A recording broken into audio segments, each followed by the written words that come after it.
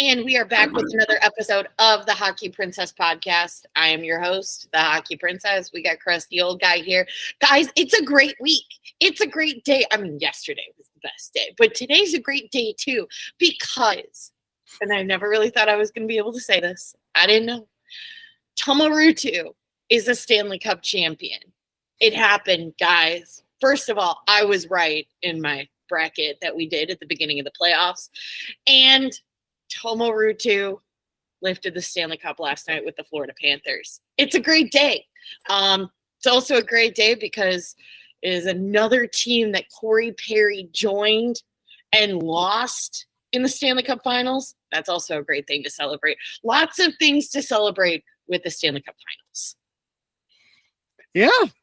It's been in the ocean a lot already. Yeah. They've been having a lot of fun with it. As they should. I am shocked that you just glance over the year we're right. Boy. I was right. But it was a great Florida victory on victories. We like to have victory cigars. So Chris, the old guy, with about the only vice that he has left in his life, will now have a victory cigar for Tuomo Ruutu and the boys. I also loved that on Twitter, it was me and every Carolina Hurricane fan celebrating that Tuomo Ruutu got to lift the Stanley Cup. And that is why I will still always cheer for the Carolina Hurricanes because their fans were nice to Ruutu when he was traded and they still support him. Yep. Sure. And they called me yesterday. What do you mean? Huh? The Carolina Hurricanes. What does he mean they called you? They called me. What do you They mean? said, we see that you went to a Blackhawks Hurricanes game. How was your experience? I told them my experience was very good. I said, it's a great. And then I'll cut you off. I don't live here. I live in Chicago. So, but carry on. The human speed bump is already starting. That's okay. So it's a great time to celebrate. The Florida Panthers are your Stanley Cup champions. Tuomo Ruutu is a Stanley Cup champion. Florida wins this in Florida fashion. You know, letting Edmonton win a couple of games, going to Game 7 in Florida. They're tied for a bit. It was absolute chaos and it was great. I'd like to get on to my little high horse right now saying I was right.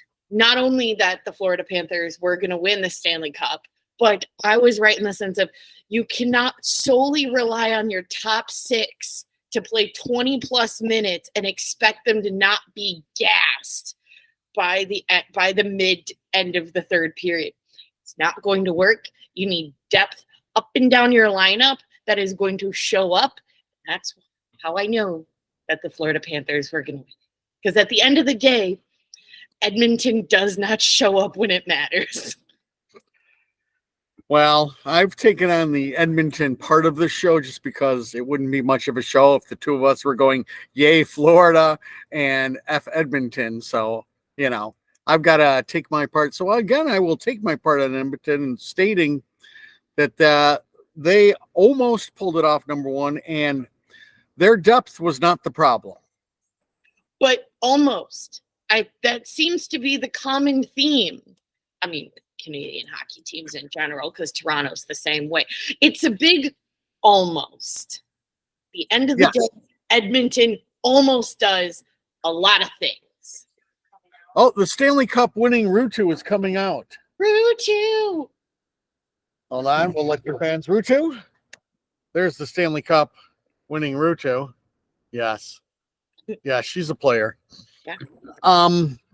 Where were we before the Edmonton does a lot of almosts.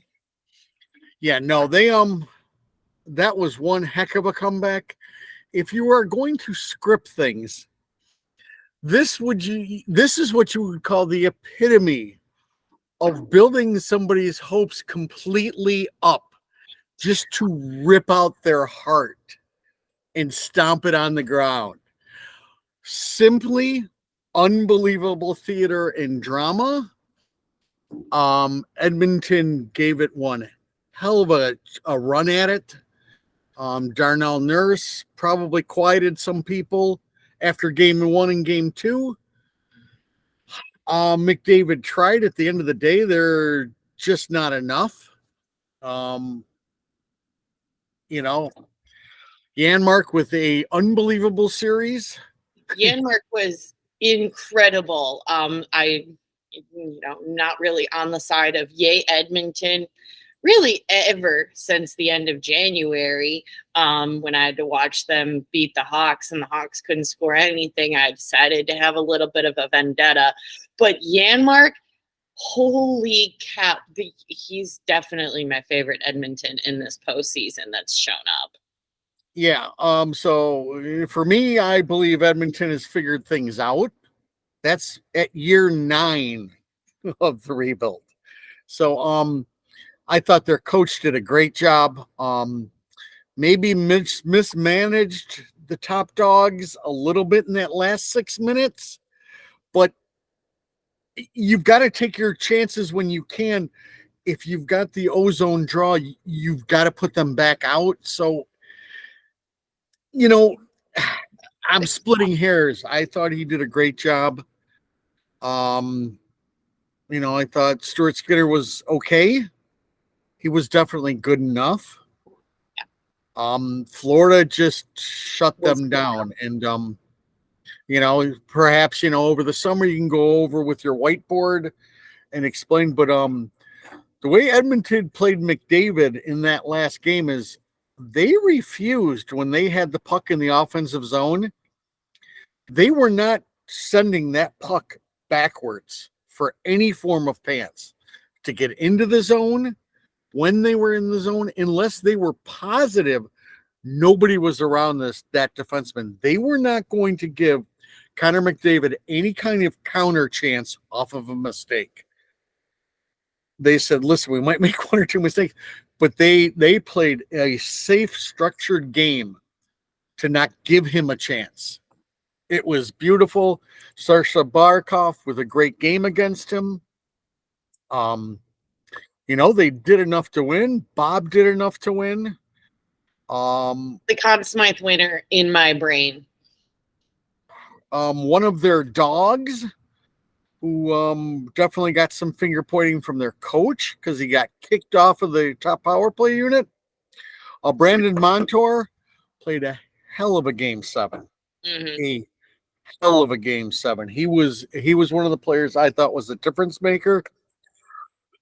Goose and Ekblad barely had anything left in the tank. They were able to pull it off, but they were shot. That's a lot of minutes between those two defensemen. I was going to say they're shot, but rightfully so with the amount of minutes and the amount that they did during the series. Yeah, it makes sense. Yeah. So, congrats to Florida. Of course, their coach, we want to send a big congrats out to. We love Paul Maurice on this podcast. Yeah. The 2 guys that sat behind us, a couple of years ago, as they were kind of talking about Paul Maurice, maybe he wasn't the right hire. They seemed like a couple of really good guys. I hope they were at game 7. They seemed like they were season ticket holders. So I hope they really got to enjoy that one, because that's a heck of a feeling. Yeah. You feel half the game you're going to throw up, and then you get to celebrate. Yeah. So I don't know if there's anything else you want to cover on the final. No. Yay, Florida. Yay, Ruutu. It'll be interesting to kind of see what both teams do in the off season, just because both of them have quite a bit of free agents, both restricted and unrestricted. So it'll be interesting to see, do either of those teams try to keep as much as they can intact, or if either one of them are going to shake things up. Yeah, I would assume for Florida there will be shaking up.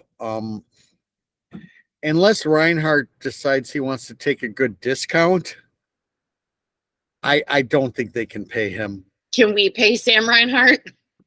We can. It's not worth it. Sam's going to be 30. You're going to have to pay him 10 million for 8 years. Hmm. It just doesn't work right now. He's a heck of a player. Yeah. A heck of a player, but it just doesn't. It's just not the time. Yeah. So no, I don't think we will be paying for him. That's okay. Because those last 4 years of his contract might be a little rough. So I think I think that's to be said for anyone in Sam Reinhart's age range going into their next contract. There's always a risk when you're in your like late 20s, early 30s, and you're a talented player that's pretty much expecting a lengthy contract. right, and he plays a slightly physical game. He's played 200 games in the last 2 years. These things all add up. But a team that's a player away, he's a guy who can get you over the hump, and you worry about those last 4 years later. Those are problems you worry about later on down the road if you're a team that thinks you're in contention. So yeah. Besides that, they have Monador, and they've got a couple other guys that they've got to tie up. Edmonton is not as bad, but they really can't. Has a lot of guys on their like bottom six. It's not necessarily their top 6 guys. That'll be next year, but they still have a lot of bottom 6 pieces that are up for grabs going into free agency. And so I think a lot of that, I think they'll have to do some delegating in order for them to go into McDavid and Draisaitl's next contract. Yeah, and their other big thing is they've got to decide what they're going to do with Jack Campbell. Poor guy. I don't think the buyout looks too good. Then you're talking about somebody like the Blackhawks stepping up and taking him, but you need a very good sweetener for that. So we'll see what they do. Yeah. Which I then take it segues us to our next part, or no? A little bit. We've just got a couple of trades that I want to touch on real quickly before we get into free agency. Well, actually, a couple of trades and a couple of signings. One that was pretty shocking that came out about 15 to 20 minutes before the start of Game 7. And I'd like to put the Boston Bruins in my dungeon and take the Washington Capitals out for separating Jeremy Swayman and Linus Ullmark, who were besties. I had a feeling that Ullmark was going to go at some point, just because at any free agency or trade deadline for the past couple of years, it's always been rumored that Ullmark was on the chopping block, or they were in the midst of a trade and Ullmark said no because he has a no trade, or I think it's a no trade, like 10 team sort of situation.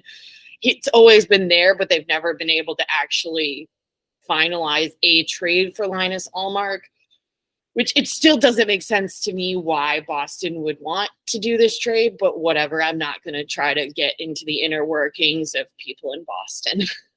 Well, you've got to get value for him. You're not going to be able to sign him after next year. I mean, it's just you can't. He's going to want money. He's going to want good money and good term. That's not a good business model to have 2 highly paid goaltenders. So anyway, so you got to goes to the Ottawa Senators. Boston receives the 2024 first round pick. I believe it's number 25 for this year's first round. Jonas Carpasalo, and then Ottawa is retaining, I believe, 25% of that salary, and a gentleman named Kastelik, who I believe is in the prospect pool. So that happened about 15 to 20 minutes before Game 7 started. So everyone was kind of in uproar of what is going on. A couple of Detroit ones. Detroit with Nashville. Nashville receives Andrew Gibson. Detroit receives a second round for the 2024 draft, as well as Kierskinen. And then another one, Detroit receives future considerations. San Jose receives Wallman and a second round for 2024. The big shocker being Detroit getting rid of Wallman, who is definitely one of the more, not complete like prospects, but because he's been here for a little bit, but was definitely expected to be one of the young and up and coming guys projected to be on the Dead Wing roster. So it was very kind of out of left field. A lot of people are wondering, Detroit's making a lot of trades, getting rid of a lot of people. Are they making enough cap space for a bigger signing come July 1? Yes. The answer to your question is yes. But they've also got two people in their minor league system that they probably will be bringing up to play defense. And there was a rumor going around that they wanted to re-sign Gossenspear. This is also to clear some cap space. Yeah. So they've got two people that they've got to sign. But let's see what Walmart's money was. Because he was 2 more years at 3.4. Yeah.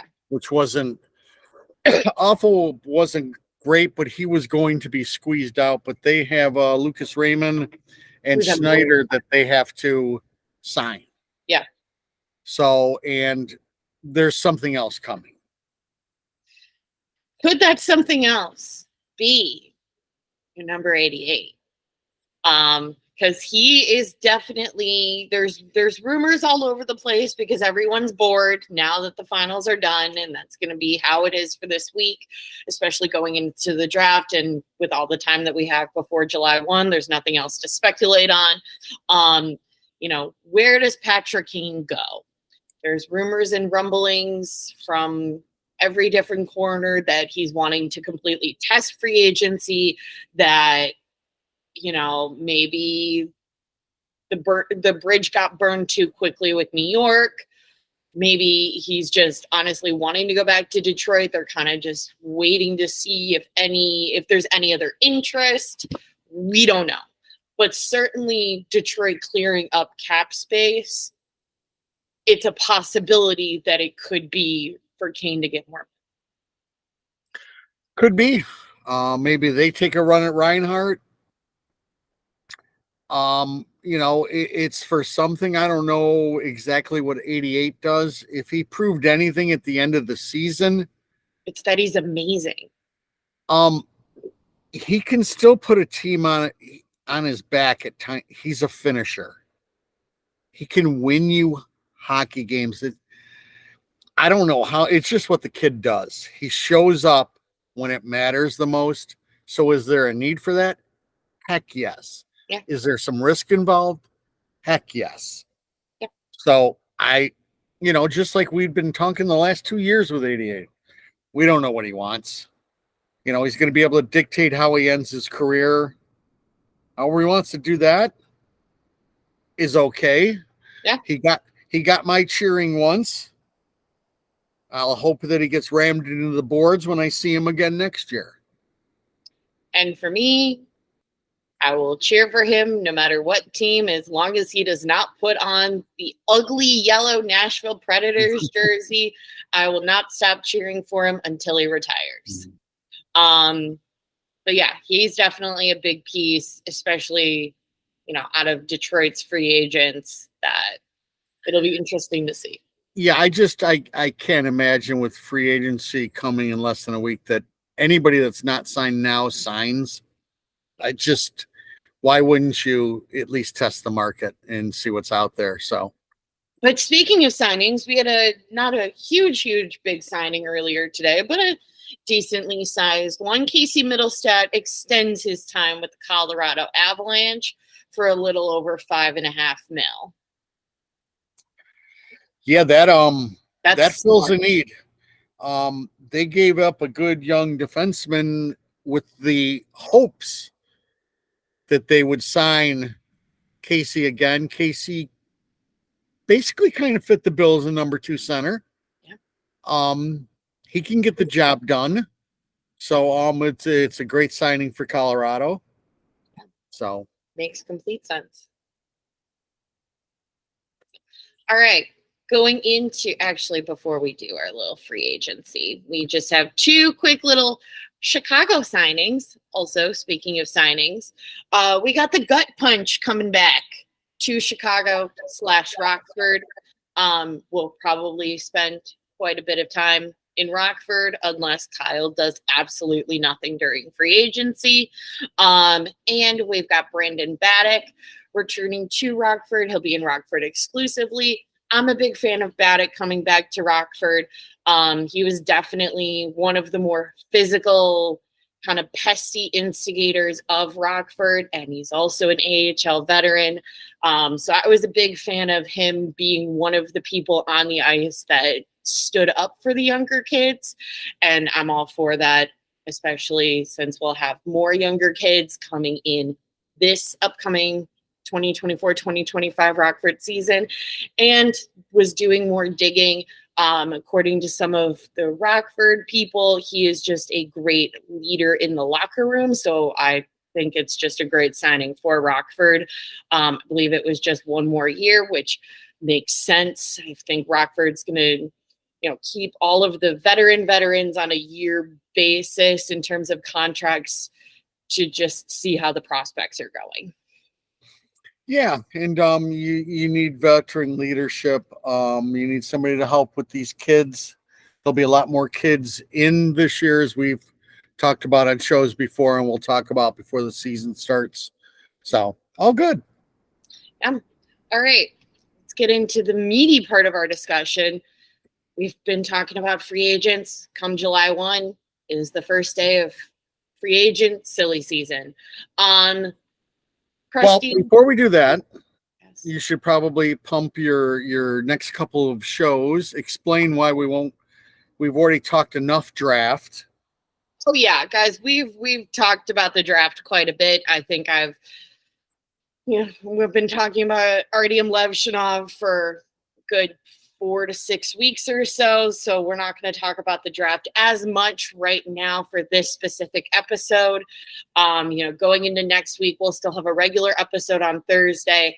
We'll be going live on YouTube Friday night after the first round.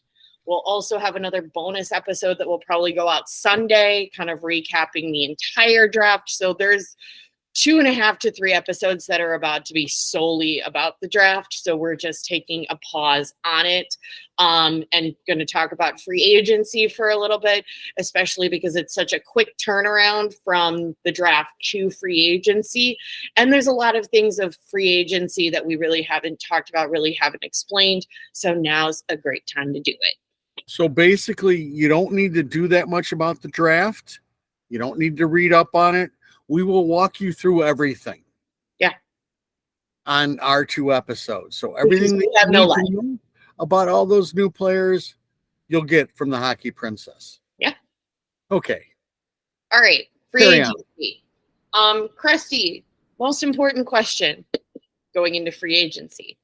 What is the difference between an unrestricted free agent and a restricted free agent? An unrestricted free agent means he is property of no one. I know this sounds like a bad time in our country and stuff like that, where people are considered property, but oh well. So an unrestricted free agent means he can go sign for anybody. There's no compensation back to the old team. A restricted free agent, there's a couple different levels, but basically his rights are owned by the team still. So in order to get them, you've got to trade with the team. You've got to give up stuff to get said person. The person that everybody has been talking about has been Natius. So Natius is a restricted free agent. That meaning, even if you trade for him, then you have to negotiate another contract with him. But you're going to have to give his old team, the Carolina Hurricanes, pieces. And that trade has basically been squashed because they want hockey players and we don't have any. Yeah, we really don't. Um, So, is but there that's basically the difference. is it kind of just written in does it go contract to contract in terms of who becomes a restricted versus unrestricted free agent at the end of their contract? Like, is it written in like 3 years, 3 mil at the end you're unrestricted, or at the end you're restricted, or is it kind of like you have 2 contracts of restricted and then the rest of yours for your career are unrestricted? I can give you the whole thing if you'd like it. But that'll take me a second. But let's see. I'm not going to be able to pull it up quickly enough. But basically, the contract is irrelevant. It's years. Okay. It's like 7 or 8 years in the NHL. Then you get to free agency.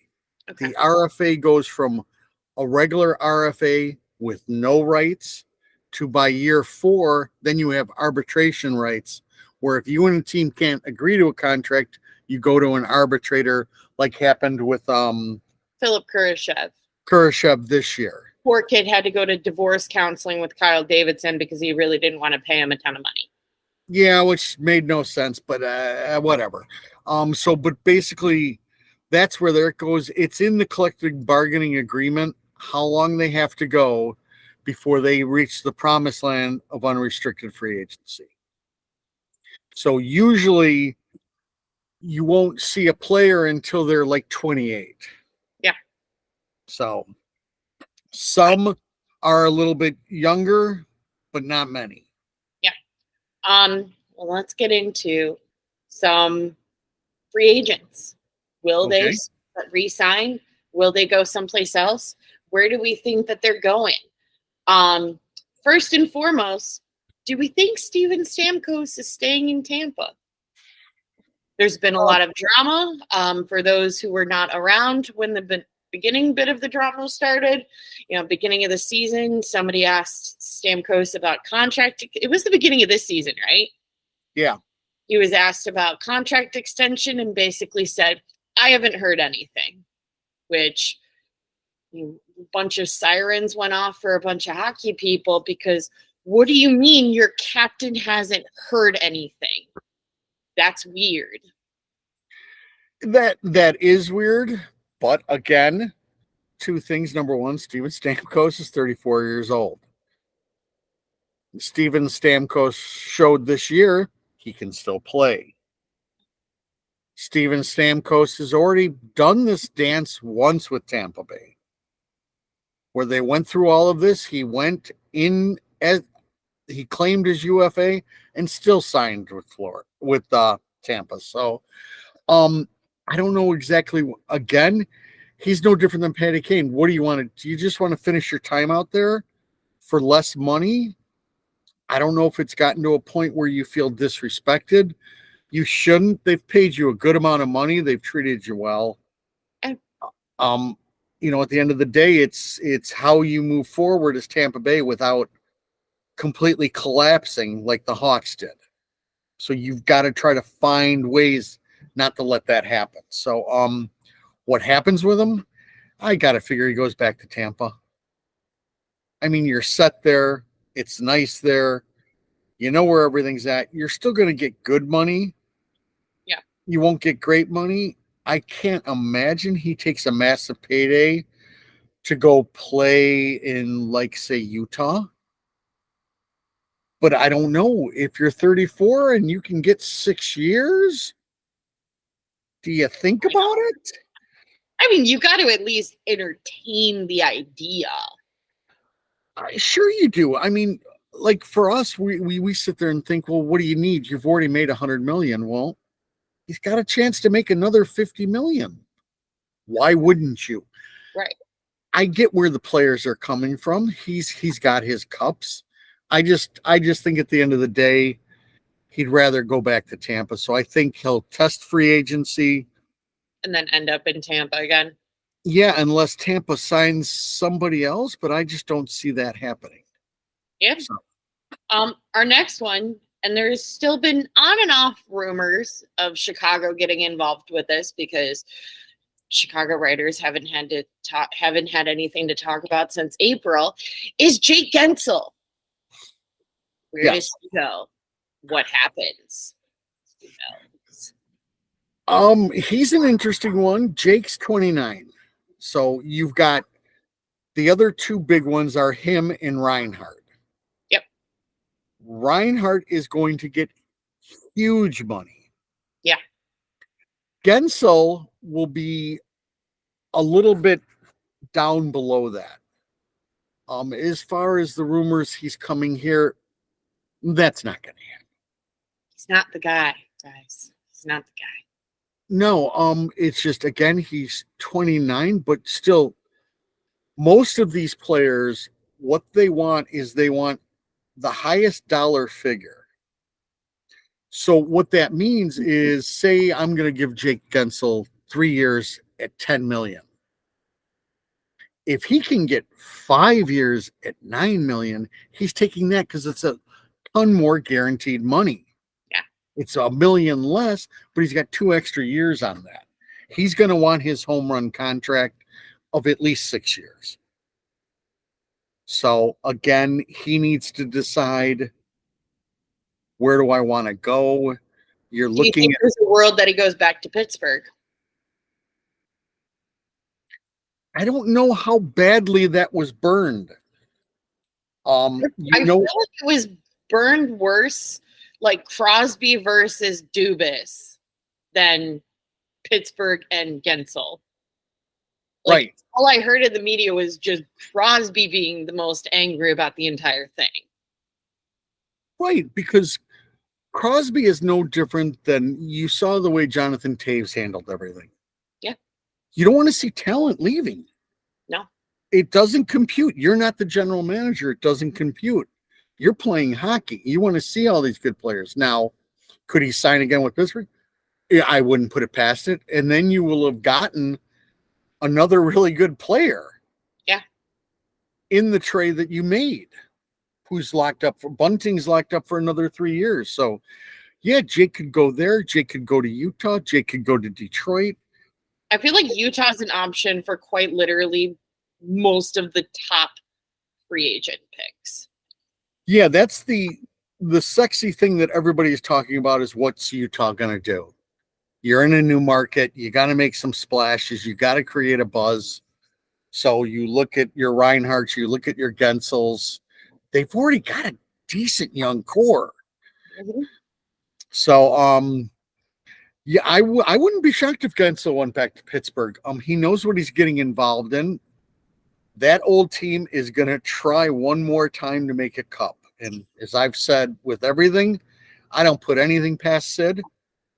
No. He's still playing. I hate to watch him. No, I don't put it. He's playing at elite level still. So, we'll see. Yeah. But yeah, those are your 3 big boys. Another one that I think could be interesting, or it could be really boring, but he's one of my favorite hockey players, so we're going to talk about him because it's my show. Yep. And that is your Teuvo Teravainen is a free agent.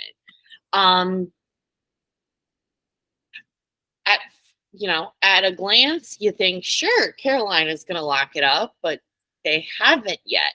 And Carolina is going into some not complete cap hell, but they're getting there, especially with some of their younger guys. I mean, Seth Jarvis isn't even re-signed right now.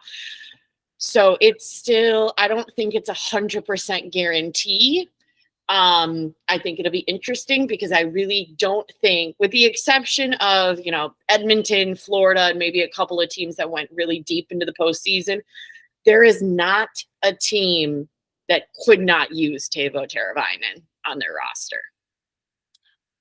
No, there isn't. I mean, Carolina's got a lot of things. They're still trying to hopefully lock up Gensel. Again, I don't see that happening just because I don't see why you would sign when you could become a UFA.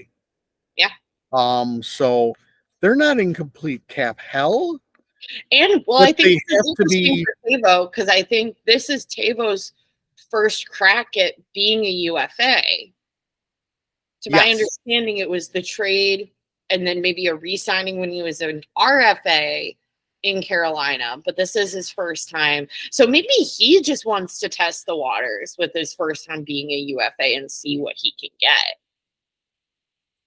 Yes. And what he wants to do, again, he's 29. The first question you ask is, what is he? On a good team, he's a third line player that could play on your second line. He's created enough. He does kill penalties. Is he a player that gets you over the hump? No. Is he a player that could put a team on his back? No. But he does a lot of things well. Of course, on this show, is he a player that, could come and help out the Hawks? Sure, we'd love that shit. Oh gosh, if Tavo came back, that would be the first step into me starting to like Kyle. Oh my gosh, have you brought my boy back? So he could play with Connor. Huh? He could play with Connor. He could play with Connor. Again, you have the same problem. Then you have to get a meat player in there then. Let's be real. We're going to ride the, Foligno or Dickinson's the center until we draft a center. No way. We're getting my UFA. Who's your UFA? Huh? Who's your UFA? Dakota Joshua will be a Chicago Blackhawk. Print it. I've said it for the last 2 months. I will tell you right now, he will be wearing the Indian head. You know what that means, friends? Dakota Joshua, your newest Dallas Star. Nope. Crusty old guy isn't wrong that much. No, really he just had a rough playoff. That's okay. The playoffs were weird this year. So, but Tavo puts you in that same kind of group. That Utah, Detroit, blah blah blah. You've got Tavo Teravainen, you've got Marchessault, you've got Lindholm, you've got that second tier like we're talking about that isn't going to be somebody that you can hitch a line to. But that's okay, very good because there's plenty of teams that they're missing. That exactly that solid guy to go in between the second and third line. Right. And somebody who's creative. He's very offensive skilled. He kills penalties. He's only 5'11". He kills penalties because he's an incredibly smart hockey player. And the wheels. So I'm curious to what happens with that little group come July 1st. But yeah, he's another one that fits into that whole thing of probably goes to a somewhat contender that's looking to fill pieces. Interesting. And go on. Oh, I was good. Next one that we talked about during the postseason, because he got hurt for Dallas, is your Chris Tanev. Yes. Yes. Thank you. Everybody like us that has a Blackhawks podcast has been saying that's your guy to get.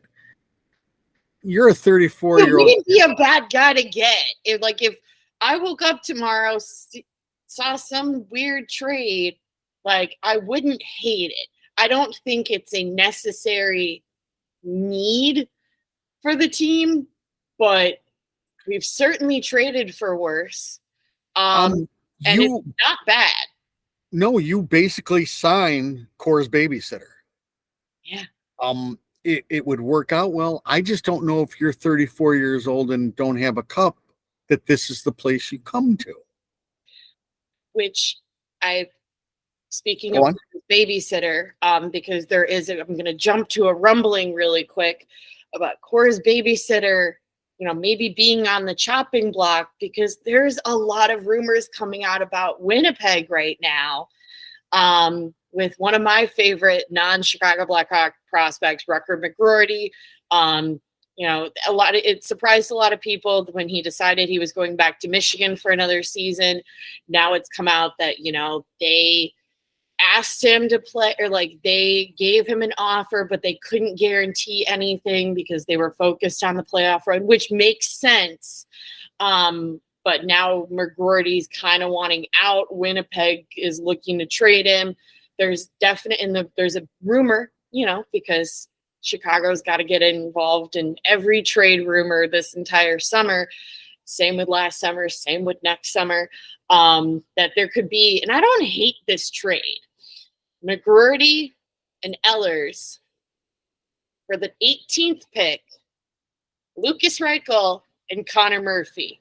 So I'm saying if Kyle does something like that and Murphy is a piece of some sort of trade, then yeah, you gotta go sign Chris Tanev to be Core's babysitter.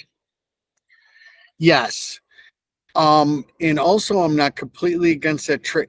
It's a red flag for me. I know you really like the guy. The other reason why there's talk is he played with NASCAR. Coming back, they're good buddies. Oh my God, the things that could blossom. Just like Natius, it puts up a red flag for me. Because with these players that all of a sudden want to dictate where they're going, all I can think is Pierre-Luc Dubois, blah, blah, who's now going to Washington, who's done that his whole time, or Patrick Laine, who's done the same thing. And a player that's never produced anywhere, but yet wants to dictate. So it's a red flag for me. I wouldn't mind the trade either. I don't think it's that much of a red flag for me, because I see it as more of a, like what Gauthier went through going from Philly to Anaheim, in terms of that trade. I have no problem with college kids, being like, I don't want to sign for this team that drafted me that I had no control over. I see that as a less of a red flag. Maybe it's just because it's the first time that they've decided this, where Pierre-Luc Dubois does this every freaking off season. But I see your point, but I don't see it as a complete red flag, because you're 18, sometimes 17. You get drafted, you have no control over it. And I think you should have the ability to, it might be a silly thing. You might get some hate for it, as all of Philly decided to hate on the poor Gauthier kid. But I don't see anything wrong with kids taking a bit of control in their future, where they live, where they play for. Yeah, I for me, it does bring up a little bit of a red flag. It just does, because basically what went down is he wanted to come out also.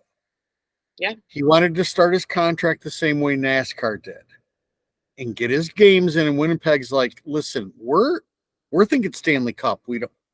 It's not in our plans right now.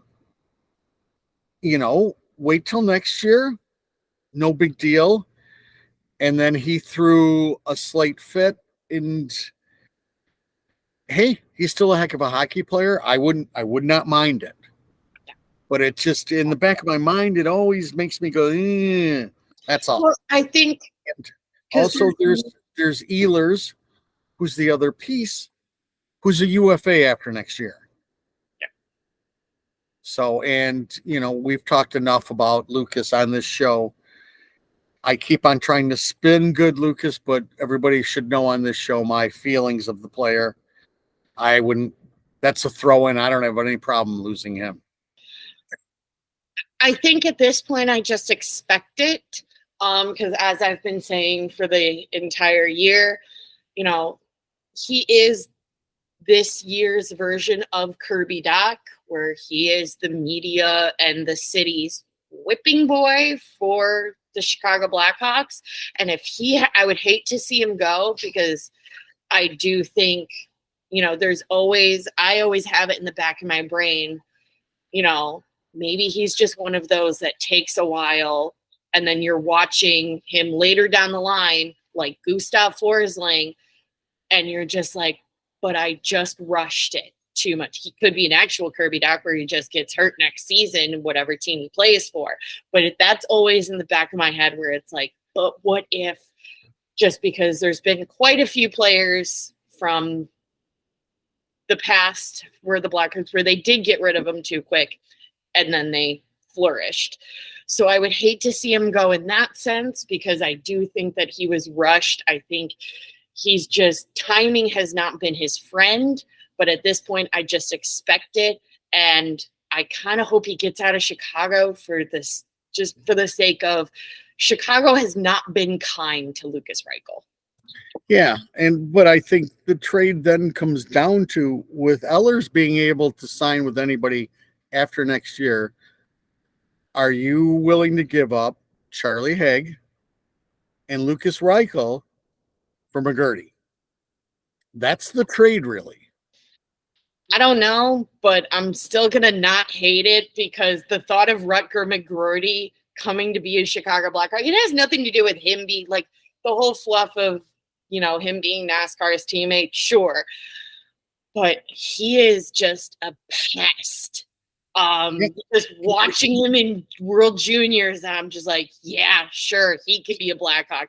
I like his annoying over the topness, and I have no problem with it. Crusty old guy is completely with you. Yes, he is. He brings the jam. Yeah. And that's for sure. But you're giving up a lot to get him. And again, that's where Kyle's at now. The easy stuff is done. We should be done shopping at Kmart, and we should at least be moving up to Target or something. So that'll be an interesting one. But yeah, that's been making the rounds. That's for sure. I got two more free agents to talk about before we. I can talk all night. One that we have talked about a little bit, and he's also one of my favorite non-Blackhawks to watch, and it's my show, so we're going to talk about it. And that is your Alexander Wenberg is a free agent come July 1. I'd love to see him wear the Indian head. I don't know if he will. I think it'll be interesting to see where he goes, just because he has been around to a couple of different teams. I like the game that he plays, but we've been over this, where I like guys that can play up and down the roster, can fit into multiple spots. I'd love to see him come to Chicago, but be interesting to see where he goes. Yeah, you've got both of the guys from the Rangers. You've got him, and you've got Roslovic also, and they are in that, what you would call, next tier right after Tavo. Yeah. And yes, they can play up and down. What's that contract look like? There's a lot of talk, especially with the Hawks, of it's time to start building past 2 years out. It's time to start showing people we consider you part, not a way station. Right. So, Wenberg, I'd rather have Roslovic. Again, he's just a piece, but he's a little bit of a bigger body. He can do a lot of things, but we need players like that. We can't, as much as we like Mac and Reese Johnson and blah, blah, blah. We need a bigger guy with a little bit more talent. Yes, and if we get a couple of those, we should be guaranteed that, the radish doesn't come back. Woohoo! Last one that I had on my list that we kind of talked about a little bit. You really liked his game for Game 7. Where does Brandon Montour go? I do not know. I think there's a good possibility he does go back to Florida. Mm-hmm. As I said, he was put in the doghouse. He was the one who made the big mistake in, I believe that was Game 5. I was like, it wasn't Game 4, because everybody was making mistakes in Game 4. No, it was Game 5 with the cross ice pass on the power play, and that was the last time he saw power play 1. I thought he really, as I said before, stood unbelievably tall in Game 7. Yeah. So I think Florida's going to do a lot to sign him, but he's a player. He can make a difference from the back end. Would I like to see him on the Hawks? Sure. Are Wouldn't we he? Like if I woke up tomorrow and saw Brandon Montour as a Blackhawk, okay, I feel a little bit better about watching the rest of the season. again? You worry about term. How Yeah. much money? Will he be blocking somebody else? You know, the kind of the people I talked to said if there's a trade made before the draft, the Hawks will probably be telling their hand who they're going to pick. If you Already in see, enough. but if you see a trade for a defenseman or two, odds are good it's definitely Artie. If you see trades for defensemen, that means no Artie and it would be Ivan. Yeah. So, no, Montour's another good player. Let's pull him up really quick if we can. Montour. I lied. I have one more after this because I was looking through the list. And it's okay. Where is Montour's money? So Montour isn't making a ton this year. No. So he is.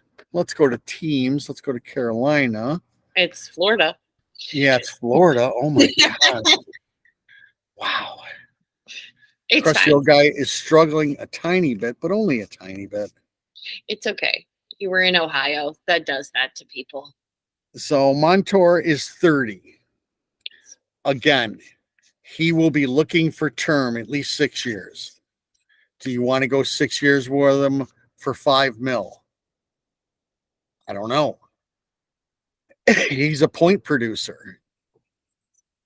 He is also, I would assume, I think he's a left-handed guy too. We are going to tell you that answer in 1 second. He is a right-handed defenseman. Oh, snap. So if we get Brandon Montour, guys, we're not getting Artie.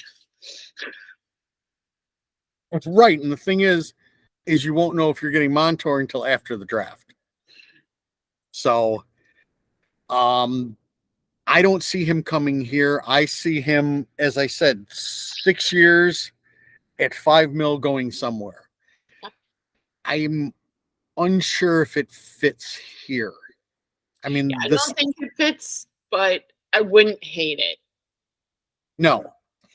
I think that's a general opinion on most of the guys up for free agency. I think I really like this year way more than last year.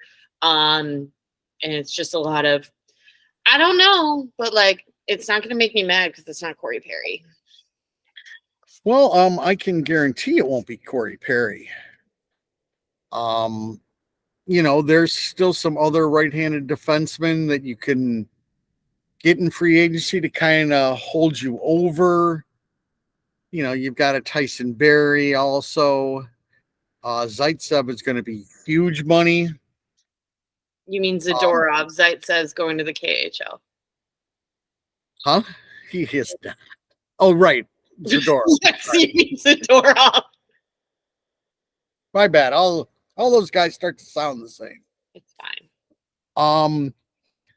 So as far as a right-handed D guy, I think you get like a second tier stay-at-home right-handed defenseman on the cheap to pair with him, especially if Murphy goes. And again, if you're Kyle Davidson and you're counting on Murphy, that's not a good thing.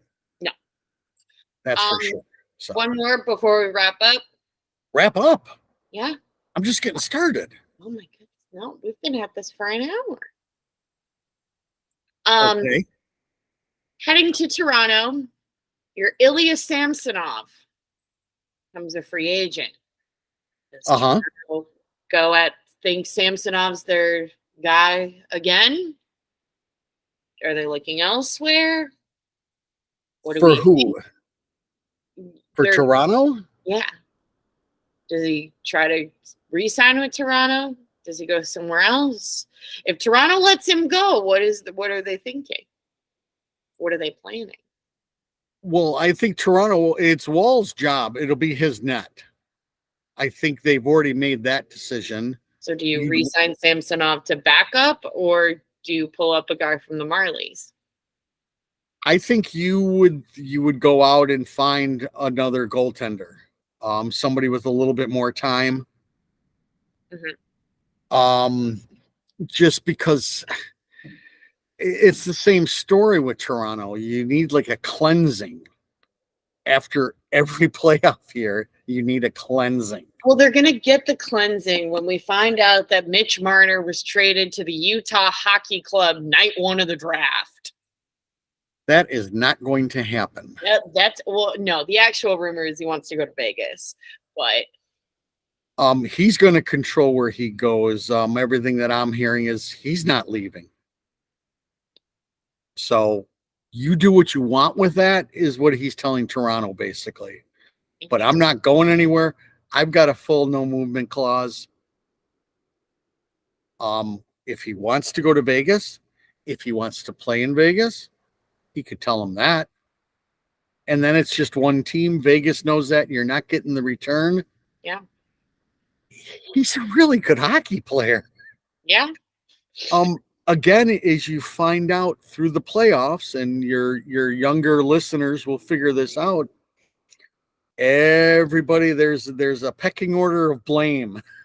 Yeah. That goes down. Some of it's deserved, some of it isn't. I think with Marner, it isn't. I think it's been coaching. They haven't been coached up. Like the Knobloch, I thought, did a phenomenal job with Edmonton.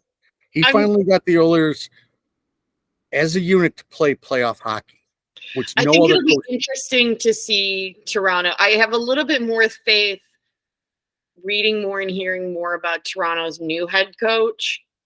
That I don't think it'll be that they'll do a complete 180 under the new coach, but I think it's a very different style of coaching compared to what they've had in the past. And so I don't think it's completely unrealistic to see something different. No, I see their new coach sitting them all down and going, listen, we are going to play playoff hockey from day one. And what that means is getting it into the blue line and getting it deep and getting it across the blue line are most important. And he's going to drill that into those kids' heads, that you can't make mistakes there. Yeah. So I really think Marner stays. I think he's got all the leverage. I think he wants to stay. Yeah. So, and again, I just don't think he's a bad player. Again, people say, well, should the Hawks get involved? Again, as everybody keeps on saying, I got to agree with them. It's just not the right time. And Marner's, as much I am a big fan of Mitch Marner, he's probably one of the only players on the Toronto Maple Leafs roster that I enjoy watching without just getting thoroughly annoyed. He's not the guy for Chicago. He is not your Marian Hossa veteran pick piece of the puzzle that makes everything work. It's a attractive idea to have Mitch Marner wearing the Indian head. Sure. He's not the guy. He is a great guy, but it doesn't work. Yeah, I'm just not positive of that. He kills penalties. He does everything. He runs a phenomenal power play. Do they want somebody with that kind of pedigree running alongside of the Beacon of Hope? Everything that I'm being told is no, it's got to be all about the Beacon of Hope, and then it's everybody else. So that's the other reason I don't think they do it. And again, the Hawks have to figure out where their needs are, and they don't know now. You don't know what Oliver Moore is. You don't know what NASCAR is. We don't know what. Yeah. Oh, my woman is. Oh, Ruutu's coming back up. Huh? Yes, the cup's going to come to Wheaton, and Ruutu's going to lift it. Woo! So that's my prediction. I think Marner just stays where he's at and signs another contract. And they give it one more kick at the can with a really good coach. Yep. And that is all for us this week. Like I said, next week you're going to hear way too much from us. We will have a regular episode next week that'll come out Thursday, the night before night one of the draft, the eve of the draft. We will be going live on YouTube Friday night after round one. It'll be a late night. Make sure to tune in. We'll have all sorts of thoughts, opinions, feelings. We'll have a bonus episode that will also come out next weekend, recapping the entirety of the draft. That's why we really didn't talk about the draft this week. Just as a reminder, make sure to hit that like and subscribe on either Spotify, YouTube, or Apple Podcasts, however you watch or listen to us ramble on a weekly basis. And we will talk at you guys next week.